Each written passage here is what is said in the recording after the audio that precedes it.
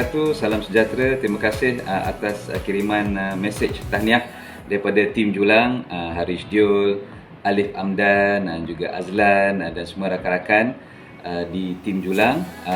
Sebenarnya saya baru saja menerima pengiktirafan tertinggi dalam anugerah kewartawanan sukan anjuran Persatuan Penulis Sukan Malaysia. Saya memenangi anugerah Sibel laporan khas terbaik menerusi stadiumaksura.com. Ini sebenarnya adalah kemenangan kedua untuk anugerah utama ini, anjuran SAM, selepas 11 tahun sebenarnya. Yang sebelah kiri ini adalah trofi sebagai pemenang anugerah kewartawanan utama SAM pada 2014. Juga ketika itu saya bertugas sebagai pengarang EMAC Astro Digital.